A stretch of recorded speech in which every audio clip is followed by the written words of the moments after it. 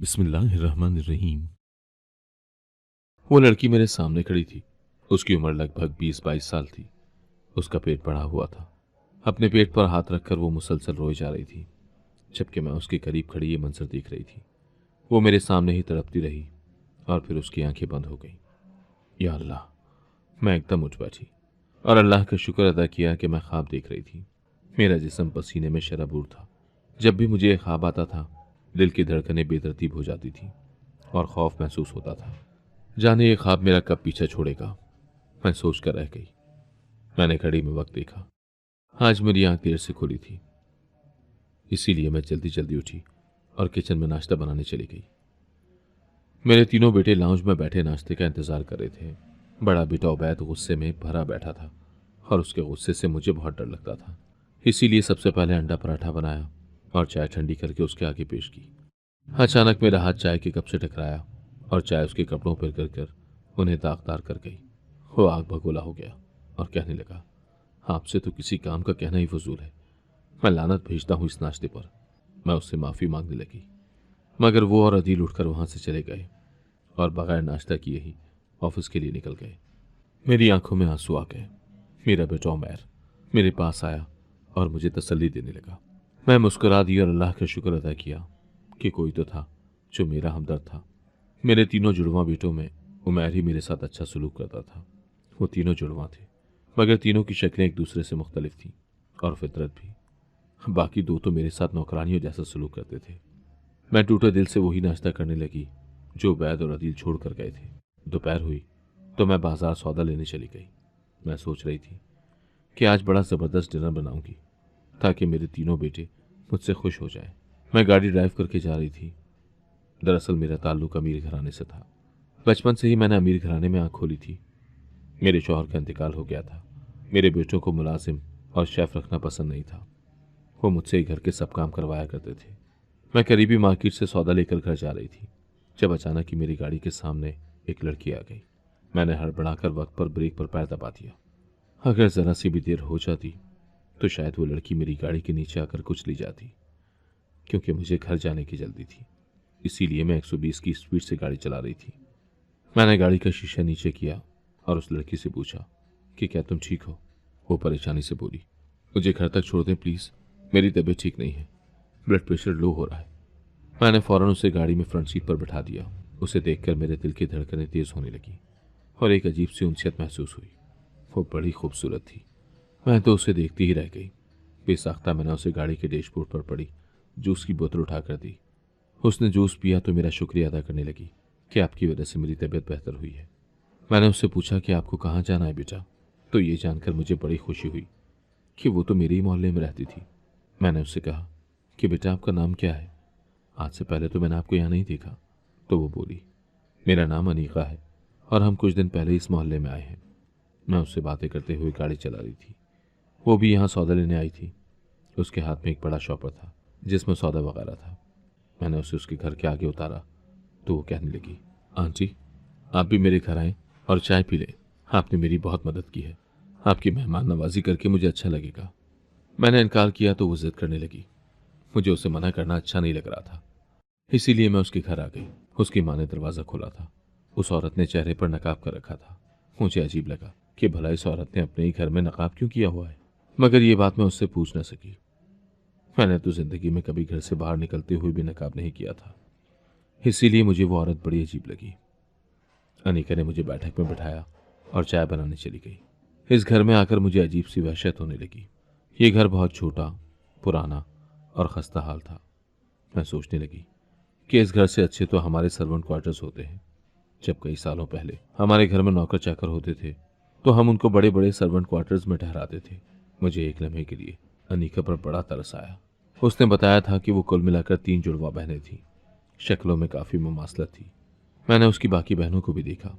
एक का नाम इरहा था और दूसरी का नाम मरहा था।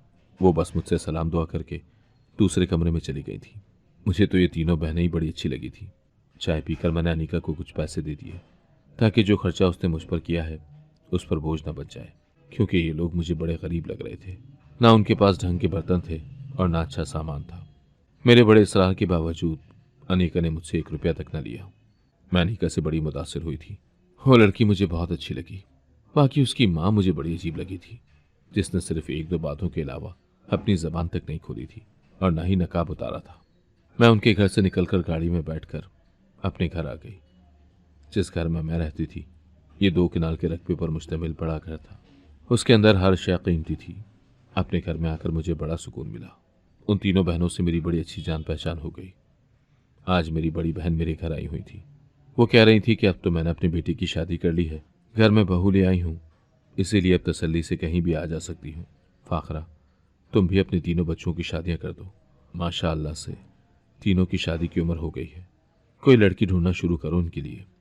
आपा की बातें सुनकर मेरी आंखों के सामने बेसाख्ता वो तीनों बहनें आ गई। मैंने आपा से अपने दिल की बात शेयर की तो वो बड़ी खुश हुई और बोली, मुझे भी उन लड़कियों से मिलना है।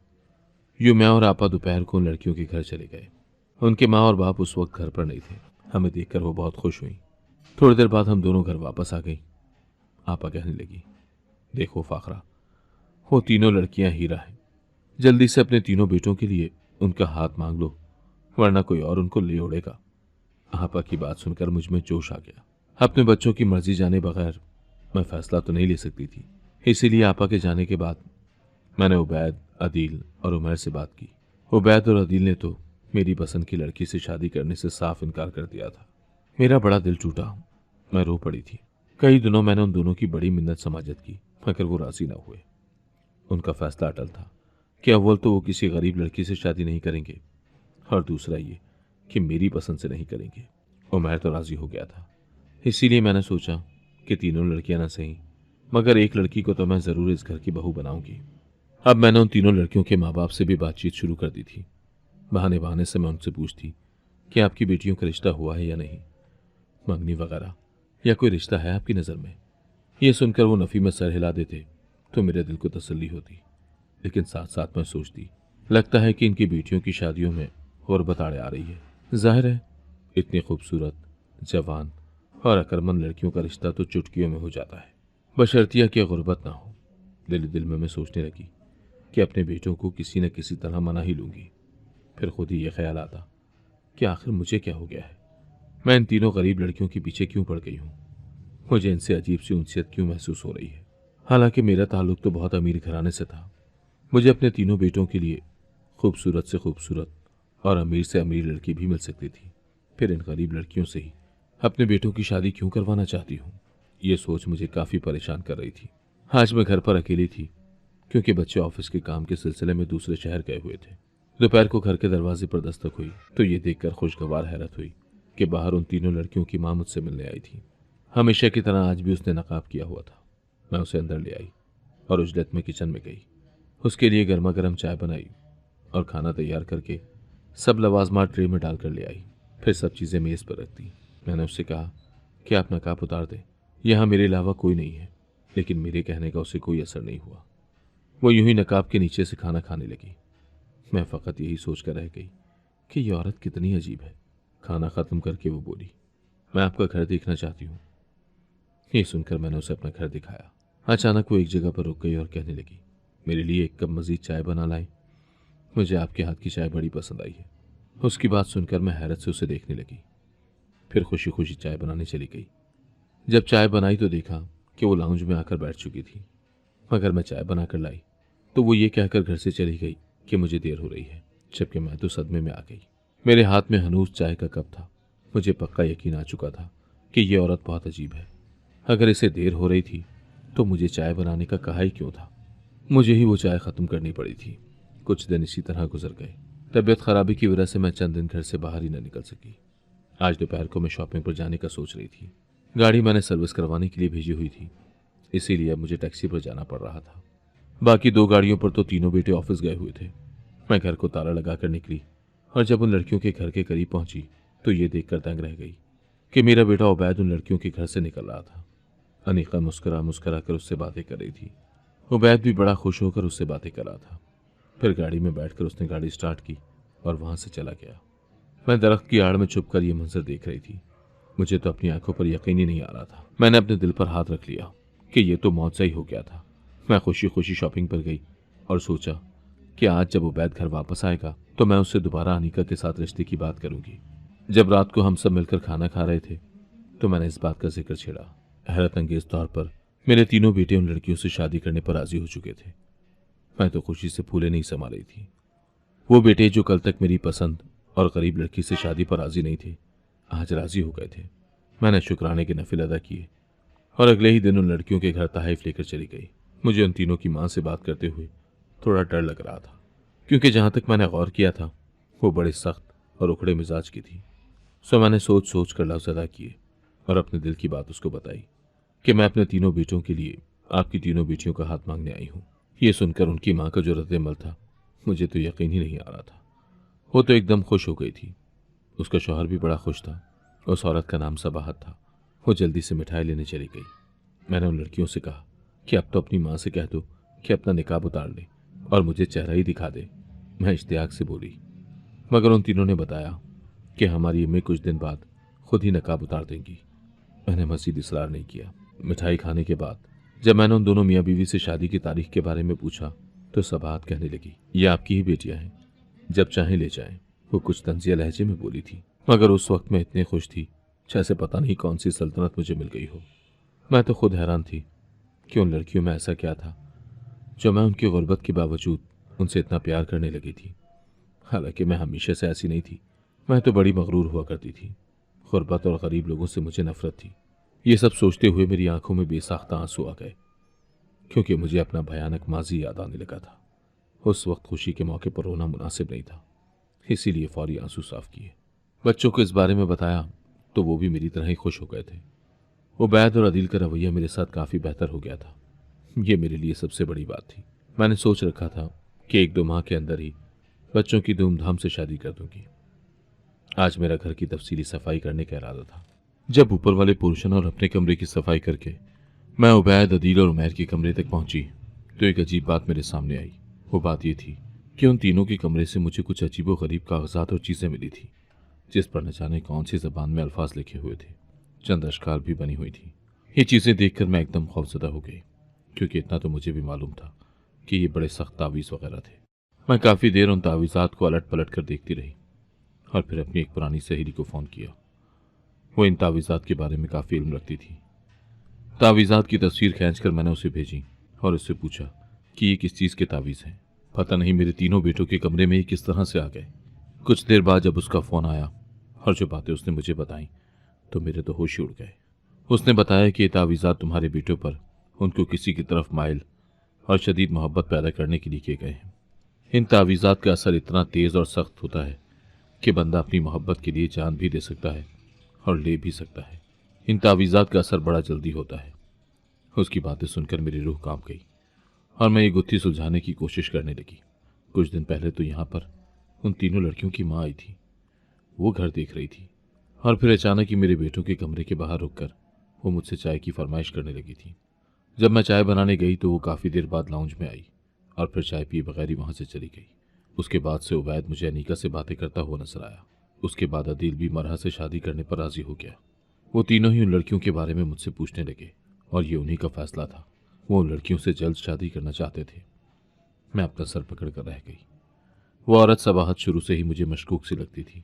मेरी दोस्त ने बताया कि इन तावीज़ों को फाड़ कर जला दूं। अलबत्ता अब तुम्हारे बेटों के दिल में जो शिद्दत की मोहब्बत उन लड़कियों के लिए आ चुकी है वो ख़त्म नहीं हो सकती। ख्याल रखना, अगर तुमने उनकी मोहब्बत के बीच आने की कोशिश की तो वो तुम्हें जान से मारने से भी दरेग नहीं करेंगे। ये सुनकर तो मेरा दिल ही दहल गया। वो तावीज़ात मैंने फौरी चला दिए।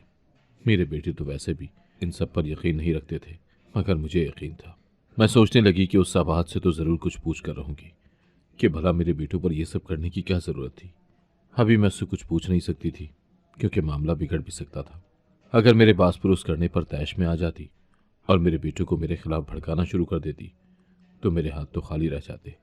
पहले तो मुझे लगा था कि उसने मुझ पर भी तावीज़ करवाया है, इसीलिए तो मैं उन लड़कियों की दीवानी हो गई हूँ।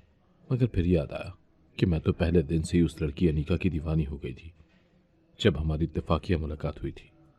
इस बात को मैंने फिलहाल राज ही रखा था। मेरे तीनों बेटे शादी की जल्दी मचा रहे थे। मैं भी अब मजबूर हो गई थी और एक तरह से खुश भी थी। मैं अपने बेटों के साथ सबाहत के घर गई और वहाँ शादी की तारीख तय की। फिर वो कहने लगी कि आप परेशान न हो, मेरा वादा है मैं बच्चों के निकाह के बाद आपको अपना चेहरा दिखा दूंगी। मैंने कहा कि मुझे इंतजार रहेगा। मैंने कोई भी बोझ उन लोगों पर नहीं डाला था। सारी तैयारियां और जहेज वगैरह मैंने ही बनाया था। सब खानदान वालों को मैंने शादी पर बुलाया था। आज घर में सहराबंदी का फंक्शन था। अगले दिन निकाह था। निकाह के बाद सब लोग अपने अपने घरों को वापस चले गए थे। अब सबने वलीमे पर आना था। सब मेहमान मेरे बेटों की आदत से वाकिफ थे कि उनको घर में शोर शराबा और रश पसंद नहीं था। यही वजह थी कि घर में कोई रुका नहीं था। शाम को ही रुखसत होकर वो तीनों बहनें हमारे घर आ गई। मैं बड़ा खुश थी कि एक ही दिन में मैंने अपने बेटों की जिम्मेदारी पूरी कर ली थी। अगर मेरे शौहर जिंदा होते तो कितना खुश होते। उनके बारे में सोचकर मेरी आंखों में आंसू आ गए। बच्चे थक चुके थे। मैंने तीनों लड़कियों को प्यार दिया और अपने बेटों के कमरे में उन्हें छोड़ आई। रात को मेरी आंख थकावट की वजह से जल्दी लग गई थी, मगर आधी रात को अचानक कॉल आने लगी। मैंने देखा सबात के शौहर का फोन था। मैंने फोन उठाया तो वो बोला, बहन दरवाज़ा खोलें, हम बाहर खड़े हैं। मैं हैरत से घड़ी देखने लगी। अल्लाह करे खैर हो, इतनी रात को भला वो क्यों घर आ गए हैं। मैं जल्दी से दरवाजे पर गई तो वो दोनों मियाँ बीवी खड़े थे। मैंने उन्हें अंदर आने का कहा, मगर वो नहीं आए।